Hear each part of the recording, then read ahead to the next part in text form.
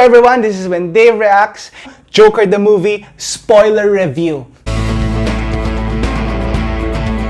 So, if you haven't seen the movie, please don't watch this because there are going to be spoilers ahead. We're going to look at the key plot points of the story. If you haven't watched it, do watch out my no spoiler review and the 3 things that you need to know before you watched it. So we're going to go through the key plot points of Joker. Let me just divide the movie Joker into 3 characters. The first one being Arthur Fleck, the second one being Gotham collectively, the people of Gotham, and the third one being the Waynes, particularly Thomas Wayne. Now, the first minutes of the movie is spent in establishing those key characters. So Arthur is seen as someone who works very hard to make ends meet in a clown services called Haha. In it, he experiences some difficulties in terms of his work, particularly because of his condition. He laughs uncontrollably. That's one of his psychological issues here, that he has no control with his laughter. He laughs when there are stressful moments. He laughs when it's inappropriate. At the same time, we would also see that he lives with his mom, who seems to be waiting for the letter of Thomas Wayne. Aside from that, we would also see that he's talking to a social worker to whom he gets the prescription, and he tries very hard to make ends meet. At the same time, you would see also the clothes that he's wearing. It's a bit dull and earth-colored, and I want you to also take note of the staircase shots.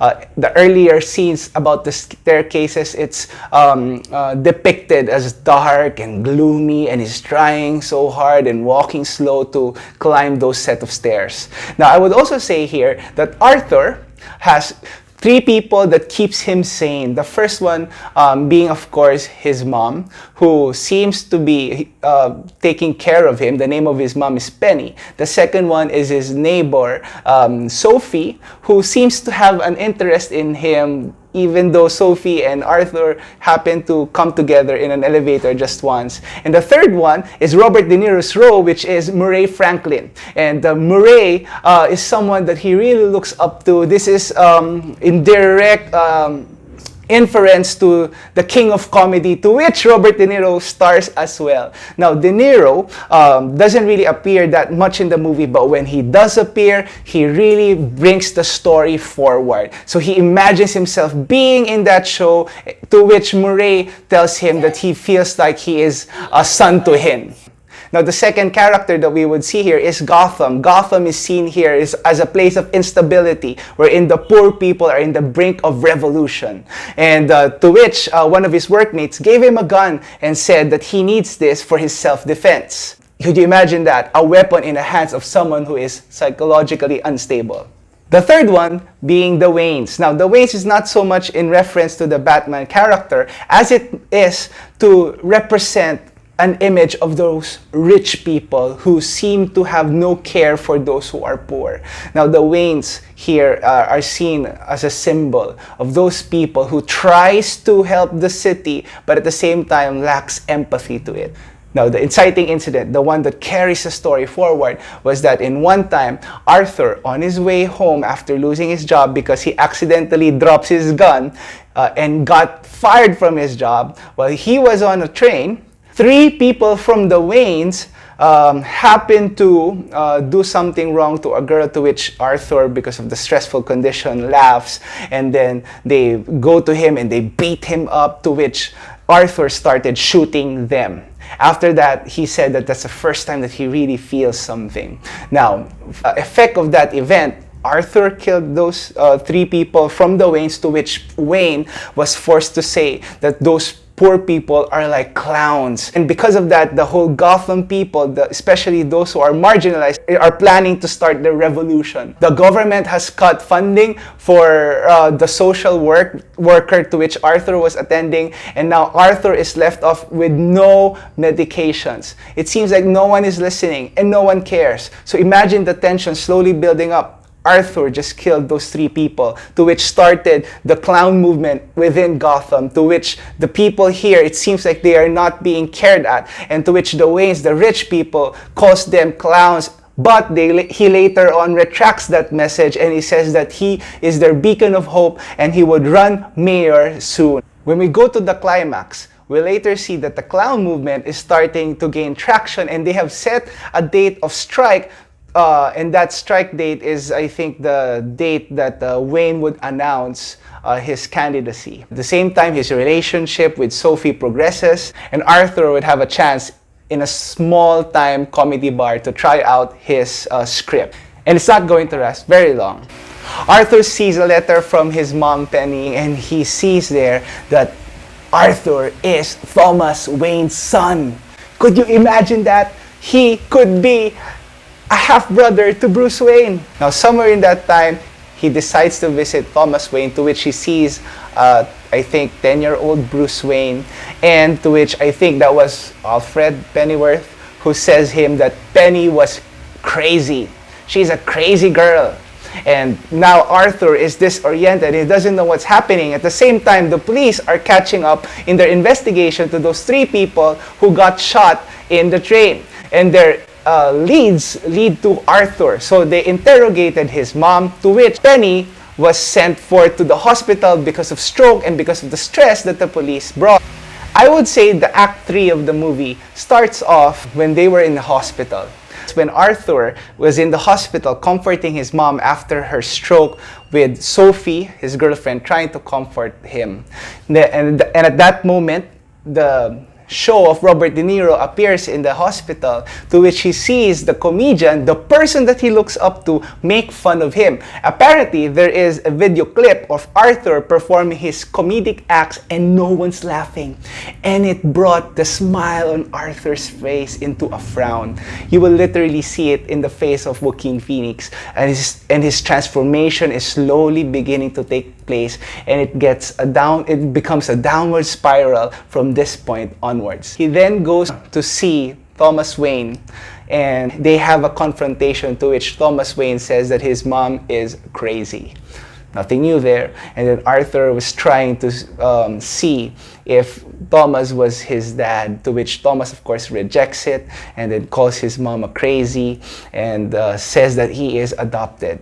Afterwards, he goes to Arkham Asylum, asks for the files of his mom, actually steals those files from his mom, and that's where he sees the real truth, that he is indeed adopted, that his mom has delusional disorders, and that he has been a child who was neglected and was abused. He sees all those files, and he would see all the pain and the painful things that was done before him, and that's when he finally snaps.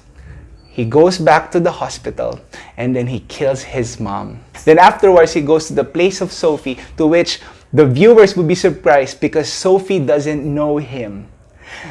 Which also implies that everything you saw with Arthur and Sophie are all in his minds, all are delusions, all are illusions as well. He realized that he is all alone. He has always been alone. All the 3 people has failed him and has left him. His mom lied to him. Sophie doesn't really exist, and then the person that he idolizes the most actually is making fun of him. And most probably the first shots wherein he goes into the show of Murray, listening to the talk show and having that discussion about him being the dad, all of that also most probably is a delusion. Then we don't know right now which is real and which is not real. And afterwards, a couple of people from his work visited him in his home, particularly that person who gave him the gun for self-defense, to which napahamak siya. It got him into trouble, and he killed that also. He started his killing spree right now. At the same time, he got a call that he will be featured in the Murray show. And of course, he is elated. But this time, he approaches that show not in the same heart that he idolizes Murray, but this time with rage. He seems to have finally been risen right now, and it is at that moment in his apartment that he becomes the Joker. He dyes his hair green, he paints his face white, and he finally wears that bright color, which is in direct contrast to his establishing shots at the start. For me, the most beautiful part of the film is the staircase shot wherein Arthur, who has now become Joker with all his colorful, bright maroon, green clothes, is dancing as he progresses his way down the staircase. This staircase scene is bright, the music is upbeat, and he is smiling and is dancing. We were empathizing at him at the start, but now we dread him because now he has finally transformed to the iconic, dreadful super villain of DC. And now you know that he is up to kill. So he ends the show, and that's where the clip we got wherein he asked Robert De Niro to introduce him as the Joker, and to which he does, and they have those talks, and then he confesses in TV that he was the one who killed those 3 people, and he vents out that why are those 3 people more important than his life, and all those philosophical discourse, to which he stood finally and shot his idol in the face. So it's brilliant in the way that Robert De Niro was placed in this movie. For me, in a side note, it amazes me. I've watched a couple of De Niro movies, and he was the one always having a gun, and he was the one always shooting people. He is in The Godfather Part 2, and he was the one who shoots people there. I watched also The King of Comedy. In this movie, he was the one who got shot. At the same time, that's also a bit of the reference of from The Dark Knight Rises, to which Joker also was being interviewed in a talk show, to which he killed also the host.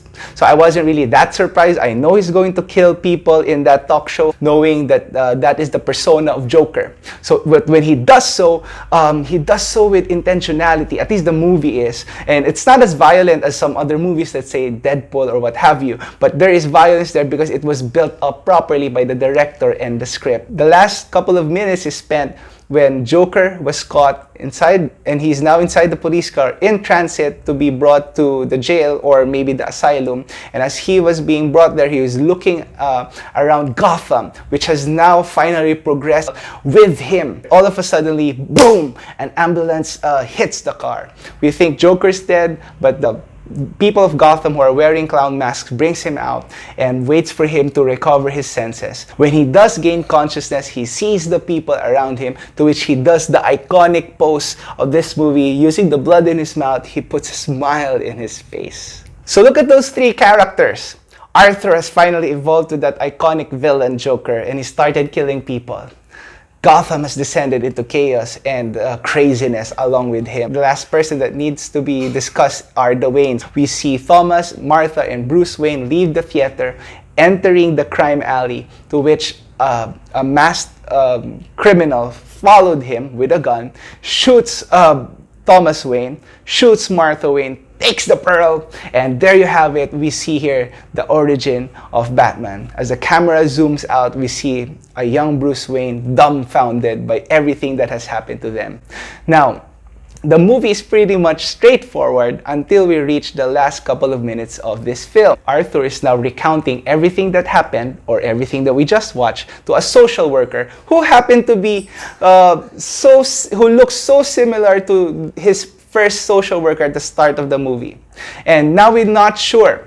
As you know, Joker isn't really a reliable source of origin history or origin stories, and most of the things that we saw before seems like are all delusions, and we're not pretty sure which one's real. So there are different theories about the ending of this movie. This movie is pretty much straightforward until we reach this point, the last couple of minutes of this movie. The movie ends with Joker coming out of the room with blood in his feet, running outside in this bright asylum, and the staff of that asylum are trying to chase him down. And we don't know actually what happened afterwards with that. There are lots of theories about the ending, and we will be talking about that maybe in a different video. And it ends with a bright yellow cursive writing for the movie Joker.